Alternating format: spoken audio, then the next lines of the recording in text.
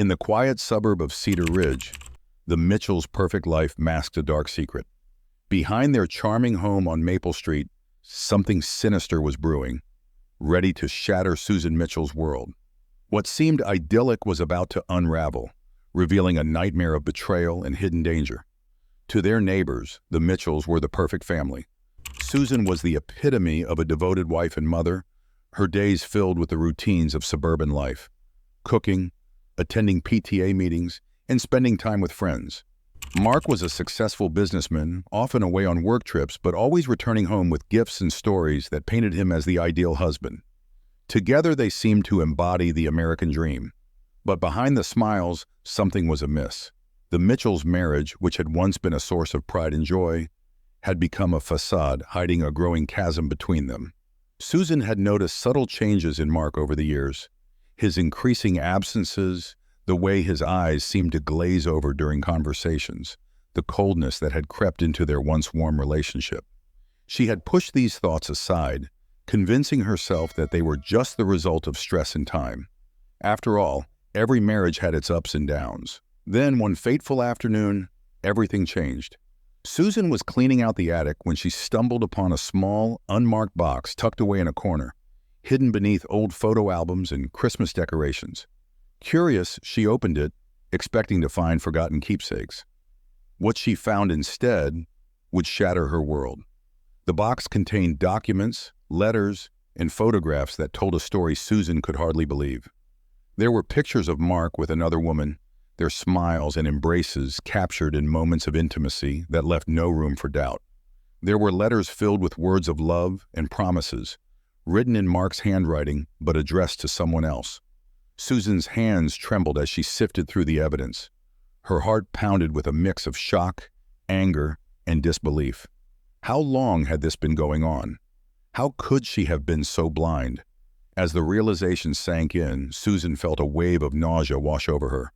Her husband, the man she had loved and trusted for so many years, had been living a double life. The betrayal was almost too much to bear, but Susan knew she had to confront him. She couldn't continue living a lie, pretending everything was fine when her entire world had just crumbled around her. That evening, when Mark returned home from work, Susan was waiting for him in the living room. The box sat on the coffee table, its contents spread out for him to see. The look on her face left no room for pretense. She knew everything. Mark's initial reaction was one of shock, but it quickly shifted to a cold, calculating expression as he realized the gravity of the situation. Susan demanded answers, her voice trembling with hurt and anger. But Mark's responses were vague, filled with half-truths and evasions. As the confrontation escalated, Mark admitted that the affair had been going on for years, that he had another life with another woman, a life that had been carefully hidden from Susan and everyone else. But even as he confessed, there was something in his demeanor that unsettled Susan. He wasn't just a man caught in a lie. He was a man calculating his next move, trying to figure out how to control the situation. The argument ended with Mark storming out of the house, leaving Susan alone with her thoughts and the painful reality of her shattered marriage. As she sat there, surrounded by the remnants of her husband's deceit, Susan knew that this was just the beginning. She had uncovered a secret, but she had no idea just how deep it went, or the danger that it would soon bring into her life. In the days that followed, Susan found herself engulfed in a whirlwind of emotions: anger, sadness, confusion, and a growing sense of fear. The perfect life she had believed in was nothing but a mirage, and every glance at Mark brought a fresh wave of pain. His cold demeanor only added to her suspicion that there was more to his secret life than he had let on. Mark became increasingly distant, spending more time away from home, and when he was around, his behavior was colder and more detached than ever. The man who had once been her partner, her confidant, had turned into a stranger. His once warm eyes now held a chilling indifference, and his smiles were replaced with a thin, tight-lipped expression that made her skin crawl. Determined to uncover the full extent of his deceit, Susan began her own investigation. She went through his belongings, searched his office, and even checked his financial records. What she found only deepened her sense of betrayal. There were bank statements showing large withdrawals of cash, credit card charges for expensive hotels and restaurants, and more letters and emails exchanged between Mark and his lover. Each discovery was like a dagger to her heart. But Susan pressed on, driven by a need to know the truth. Her search led her to an even darker discovery. One evening, while going through Mark's desk in his home office, Susan came across something that made her blood run cold. A set of keys she had never seen before, along with an address scribbled on a piece of paper. The address wasn't local. It was in a city several hours away, a place Mark had never mentioned. The discovery sent a chill down her spine, and Susan realized that this could be the key to uncovering the full extent of Mark's secret life. Without telling anyone, Susan decided to visit the address. She needed to know what else her husband was hiding, even if it meant facing more painful truths. On a Saturday morning, while Mark was away on another one of his mysterious trips, Susan set out on the long drive, her mind racing with thoughts of what she might find. The address led her to a small, nondescript apartment building in a quiet neighborhood. The place looked ordinary enough, but as Susan approached the door marked with the number from the paper, she felt a sense of dread wash over her. She hesitated for a moment, her hand hovering over the doorknob, before she finally unlocked the door and stepped inside. What she found inside the apartment was a nightmare. The walls were adorned with photographs of Mark and his lover, their lives together laid out in plain sight. There were clothes in the closet, personal belongings scattered around, and a faint scent of perfume in the air. But what caught Susan's attention the most was a small, locked cabinet in the corner of the room. Driven by a mix of fear and curiosity, she searched for a way to open it. It took some effort, but she finally managed to pry it open. Inside the cabinet was a collection of items that made Susan's heart stop. Documents, passports, and various IDs, all with different names and faces, but bearing Mark's photograph. There were also stacks of cash, weapons, and what looked like plans or blueprints for something sinister. Susan realized in that moment that her husband was not just a cheating spouse. He was living a double life as someone completely different, involved in activities far darker than she could have ever imagined. Terrified and overwhelmed, Susan backed away from the cabinet, her mind reeling from the implications of what she had just discovered. The man she had married, the father of her child, was not who she thought he was. And now she had uncovered something that could put her own life in danger. She needed to get out of there. But as she turned to leave, she heard the sound of footsteps approaching the door. Her heart pounded in her chest as she realized that whoever was coming was about to find her in a place she was never meant to be. Susan's heart raced as the footsteps grew louder, each step echoing her mounting terror. She quickly scanned the room for a place to hide, her mind scrambling for a way out of this nightmare. The only option was the closet, where she had seen the clothes and belongings of Mark's secret life. With no time to waste, she darted into the closet and pulled the door shut, just as the front door began to creak open.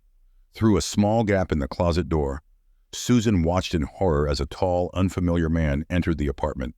He was dressed in a dark suit, his face cold and stern, carrying an air of authority that sent a shiver down her spine. This wasn't Mark, but someone else entirely. Someone who clearly knew about this place and had access to it. The man moved with a purpose, heading straight for the cabinet that Susan had just pried open. As he reached inside and began rifling through the contents, Susan held her breath, praying he wouldn't notice anything out of place. The man pulled out a stack of documents and began leafing through them, his expression unreadable. He muttered something under his breath, words that Susan couldn't quite make out, but the tone was enough to tell her that whatever was in those documents, it wasn't good.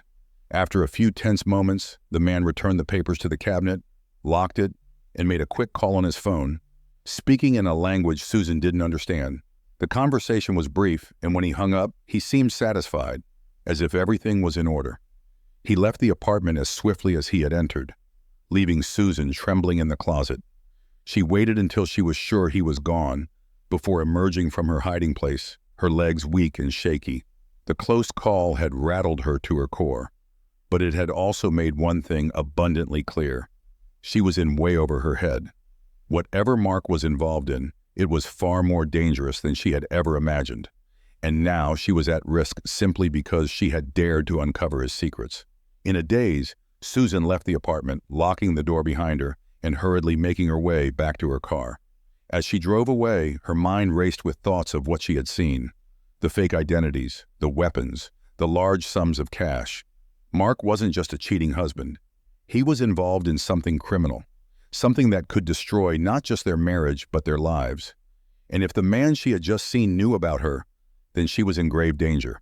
By the time Susan returned to Cedar Ridge, the sun was setting, casting long shadows across the quiet streets. She parked her car in the driveway and sat there for a moment, trying to gather her thoughts. She knew she couldn't keep this to herself. But who could she trust? The police? A friend? Every option seemed fraught with risk, but doing nothing was not an option. She needed to act, but carefully, and without alerting Mark. As she entered the house, she was greeted by the familiar warmth of home, the smell of dinner cooking, the sound of Emily's laughter upstairs. For a brief moment, she considered pretending nothing had happened, trying to resume her normal life. But the weight of what she had uncovered made that impossible. This was no longer just about a broken marriage. It was about survival. Determined to protect herself and her daughter, Susan decided to start documenting everything she had discovered. She wrote down what she had found, the address of the apartment, and details about the mysterious man she had seen. She took photos of the documents with her phone, carefully hiding the evidence in a place where only she could find it. She even considered contacting a lawyer. But without concrete proof of the danger she was in, she wasn't sure what help they could offer. As the night wore on, Susan sat at the kitchen table, her mind racing with plans and contingencies. She was exhausted but too afraid to sleep.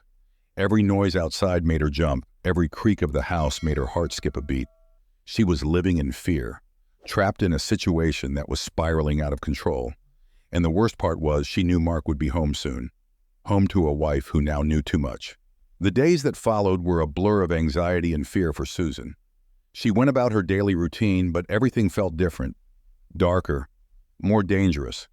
She couldn't shake the feeling that she was being watched, that Mark or someone else knew about her visit to the apartment. The tension between her and Mark grew unbearable. He was colder than ever, and his late-night absences became more frequent. Each time he left the house, Susan felt a mixture of relief and dread, knowing that his return could bring something far worse. One evening, when Mark returned home, Susan knew she couldn't keep quiet any longer. The secrets, the lies, the constant fear, it was eating away at her, and she needed answers. She needed to know what her husband had become, what kind of man could live such a duplicitous life. As soon as he walked through the door, she confronted him. "Mark, we need to talk," she said, her voice trembling but firm. She stood in the doorway of the living room, blocking his path, determined not to let him brush her off this time.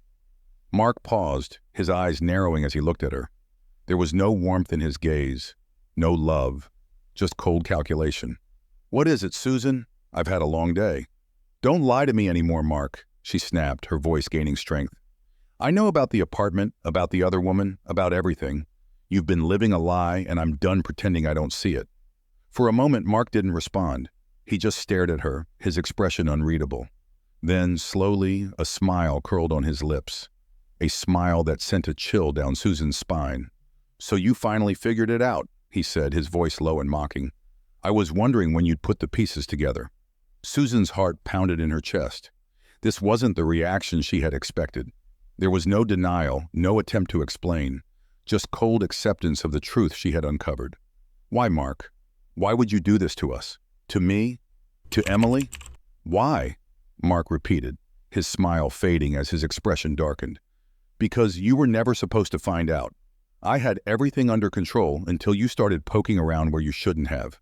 Susan felt a wave of anger and fear wash over her. "And what was I supposed to do? Just sit back and let you ruin our lives? Let you destroy everything we've built?"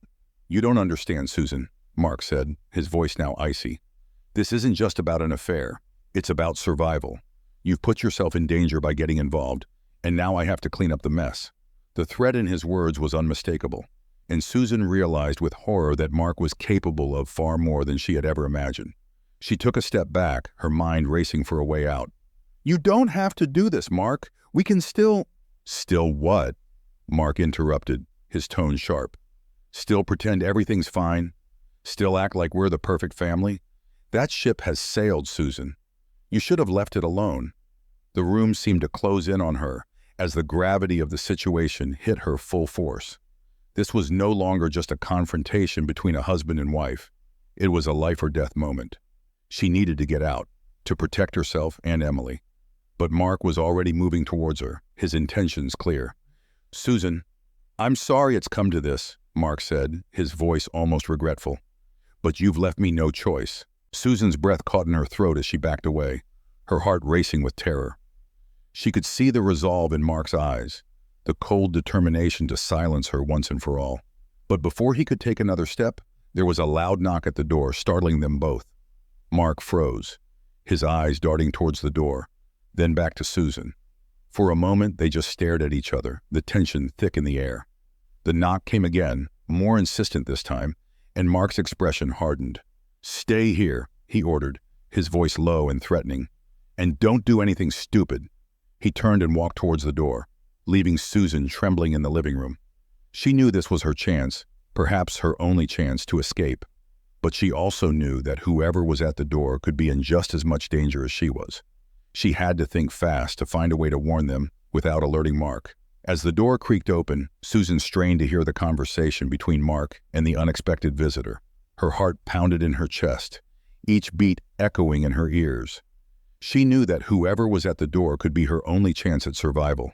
But she also feared that Mark might manipulate the situation to his advantage. "Mr. Mitchell?" The visitor's voice called out, firm but polite. "Yes?" Mark responded, his tone now carefully controlled, masking the tension that had filled the house just moments before. "I'm Detective Lewis with the Cedar Ridge Police Department. We've been conducting a routine check in the neighborhood and noticed some unusual activity in the area. I was wondering if I could ask you a few questions." Susan's breath caught in her throat. A detective, this could be her lifeline? But she also knew that Mark was skilled at deception. If he sensed any danger, he would find a way to divert suspicion. She needed to act quickly, but without giving herself away. "Of course, Detective," Mark said smoothly. "Please come in. I'd be happy to help in any way I can." Susan heard the door close and the muffled sound of footsteps as the detective entered the house. Every nerve in her body was on edge as she carefully stepped closer to the doorway, hoping to catch a glimpse of what was happening. She needed to signal to the detective without alerting Mark. But how? As she peeked around the corner, she saw Mark and Detective Lewis standing in the hallway. The detective was tall and broad-shouldered, his expression serious but calm. Mark, on the other hand, wore a mask of concern, but Susan could see the cold calculation in his eyes. He was already trying to assess the situation, looking for any sign that Susan might betray him. "We've had a few reports of suspicious activity in the area," Detective Lewis said, his eyes scanning the room. "Some break-ins, people noticing strangers loitering around. I just wanted to make sure everything's all right here." "Everything's fine," Mark replied smoothly. "My wife and I haven't noticed anything unusual. But we appreciate you checking in. It's good to know the police are keeping an eye on things." Susan's mind raced. She needed to do something, anything, to signal that she was in danger. She glanced around the room, looking for something she could use. Her eyes fell on the coffee table, where she had left her phone earlier. It was within arm's reach, and she knew that if she could just send a quick message, the detective might notice. As Mark and the detective continued their conversation, Susan slowly reached out, her fingers trembling as she grabbed the phone. She kept her movements subtle, trying not to attract attention. With her heart in her throat, she typed out a single word. Asterisk, asterisk, help asterisk, asterisk. But as she went to hit send, Mark's voice suddenly cut through the air. "Susan, honey, could you come here for a moment?" Susan froze, her thumb hovering over the send button. She looked up to see Mark staring directly at her, his eyes narrowing in suspicion. He must have sensed her unease, and now he was testing her, seeing if she would play along with his charade. Forcing a smile, Susan slipped the phone into her pocket and stepped into the hallway. "Yes, dear?" Mark's smile was thin, his gaze never leaving hers. "Detective Lewis is just checking in on the neighborhood. I was telling him how safe and quiet it usually is around here." Susan nodded, her mind racing for a way to communicate her distress. "Yes, it's a very peaceful neighborhood," she said, her voice trembling slightly. She hoped the detective would pick up on the fear in her tone, but she had to be careful not to overplay her hand. The detective looked at Susan, his eyes narrowing slightly, as if sensing that something was off. "Ma'am, is everything all right?" he asked, his voice gentle but probing. Susan's heart pounded in her chest. This was her chance. She needed to say something, anything, that would tip him off without Mark realizing what she was doing. She opened her mouth to speak, But before she could respond, Mark interrupted. "She's just a bit shaken," Mark said smoothly, wrapping an arm around Susan's shoulders. "We had a small scare earlier when we thought we heard someone outside, but it turned out to be nothing. She's just a little on edge." Susan felt the blood drain from her face as Mark tightened his grip on her shoulder, a silent warning not to say anything more. She forced a smile, trying to keep her composure. "Yes, just a little jumpy," she said weakly, praying that the detective would see through the act. Detective Lewis studied them both for a moment, his expression thoughtful. "I understand," he said finally, though his eyes lingered on Susan, as if trying to read the truth in her gaze. "If you notice anything unusual, don't hesitate to call the station. We're here to help." "Thank you, Detective," Mark said, his voice polite but firm. "We'll do that." Susan watched helplessly as the detective gave a nod and turned to leave. Her heart sank as she realized that her chance at escape was slipping away. But just as the detective reached the door, he paused, glancing back at her. "Ma'am, take care," he said, his voice carrying a subtle weight that made Susan's pulse quicken. He was giving her a final opportunity, a lifeline that she needed to grasp before it was too late. But before she could respond, Mark spoke again, his tone sharp. "Good night, Detective." With a final searching look at Susan, Detective Lewis left, closing the door behind him. The moment he was gone, the tension in the room escalated to unbearable levels. Mark released Susan, stepping back to appraise her with a chilling calmness that made her skin crawl. "That was a close call," he said quietly, his eyes boring into hers. "You almost made a very big mistake, Susan." Susan felt a wave of cold fear wash over her. Mark knew, he had seen the desperation in her eyes, the silent plea she had tried to convey.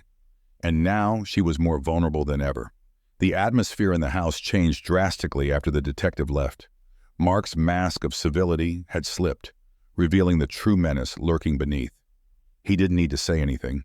His cold, calculating gaze told Susan everything she needed to know. She was trapped, and any attempt to escape would only provoke him further. For the rest of the evening, Mark barely spoke to Susan, but his presence was suffocating. He watched her every move, his eyes following her like a predator stalking its prey. Susan knew she needed to be careful. Any misstep could be her last. The fear that had been gnawing at her for days now consumed her entirely, leaving her numb and paralyzed. As the night wore on, Susan tried to come up with a plan. She couldn't just sit back and wait for Mark to decide her fate. She needed to find a way to protect herself and her daughter. But how? With Mark's sharp instincts and constant surveillance, any attempt to reach out for help could end in disaster. By the time Emily came home from a friend's house, the tension in the air was palpable. Susan tried to act normal, but Emily sensed that something was wrong. She glanced between her parents, her brow furrowed in concern. "Mom, are you okay?" Emily asked quietly, her eyes filled with worry. Susan forced a smile, but it didn't reach her eyes. "I'm fine, sweetheart. Just a little tired." Emily didn't seem convinced, but she didn't press further. Instead, she went upstairs to her room, leaving Susan alone with Mark once more. The silence between them was deafening, and Susan felt like she was teetering on the edge of a precipice, with no idea how to pull herself back. Later that night, after Emily had gone to bed, Susan heard Mark moving around in his study. Her curiosity got the better of her, and she quietly approached the door, pressing her ear against it to listen. She could hear the faint sound of papers rustling and the soft click of a lighter. Her heart raced as she realized he was destroying evidence, trying to erase any trace of his double life before she could expose him. But as she listened, she also heard something else. Mark's voice, low and tense, as he made a phone call. She couldn't make out every word, but the snippets she caught sent chills down her spine. "Took care of it. No loose ends. She doesn't know the whole story yet, but she's close. Yes, tomorrow night." Susan's blood ran cold. Tomorrow night, what did that mean? Was Mark planning to make his move then, to eliminate her once and for all? The thought of what he might be planning made her stomach churn with fear. She couldn't wait any longer. She needed to act, and she needed to do it now. As quietly as she could, Susan backed away from the door and headed upstairs. She needed to gather what little evidence she had and make a run for it before Mark could stop her. But as she reached the top of the stairs, she froze. Mark was standing there, his eyes locked onto hers as if he had been expecting her all along. "Going somewhere, Susan?" he asked, his voice dripping with menace. Susan's heart pounded in her chest as she forced herself to stay calm. I was just checking on Emily. Mark stepped closer, his gaze never wavering. You're lying. The words were like a dagger, cutting through the thin veneer of composure she had been clinging to. She felt the weight of his suspicion, the threat lurking beneath his cold stare.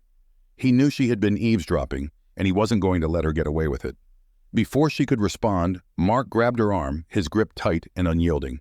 You've been snooping around where you don't belong, Susan, and now you're going to regret it. Panic surged through her as she realized how dire the situation had become.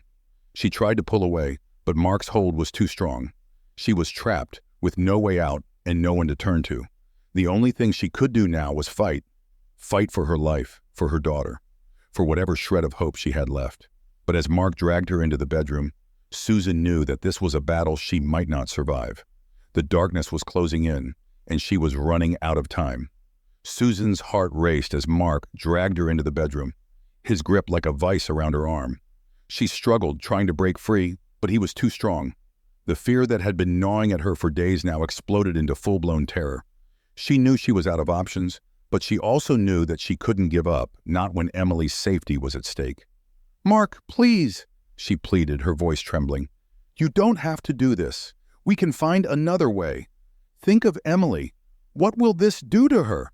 Mark hesitated for a brief moment, his grip loosening just slightly. For a split second, Susan thought she might have reached him, that some part of the man she had once loved was still in there. But then his eyes hardened again, and the moment was gone. "This isn't about Emily," he said coldly. "It's about survival. You shouldn't have gone digging where you didn't belong, Susan. Now you've left me no choice." Susan's mind raced, searching for a way out. She knew she had to act fast before Mark could carry out whatever plan he had in mind. Summoning every ounce of strength, she lunged forward, catching him off guard. Her sudden movement caused him to lose his balance, and she managed to break free, rushing toward the bedroom door. But before she could reach it, Mark recovered and grabbed her by the wrist, yanking her back with brutal force. Susan screamed, hoping against hope that Emily would hear and come to her aid. But she knew that her daughter was asleep in her room, blissfully unaware of the danger that lurked just down the hall. Mark's face twisted with rage as he forced her onto the bed, his hands tightening around her throat. Susan gasped for air, her vision blurring as she fought desperately to free herself. She could feel her strength waning, the darkness closing in. But she refused to give up. With the last of her energy, she reached out and grabbed the bedside lamp, swinging it with all her might. The lamp struck Mark across the head with a sickening thud. He let out a grunt of pain, his grip loosening as he staggered back, stunned by the blow. Seizing the opportunity, Susan scrambled off the bed and bolted for the door, adrenaline pumping through her veins. She raced down the hallway, her only thought to get to Emily and escape.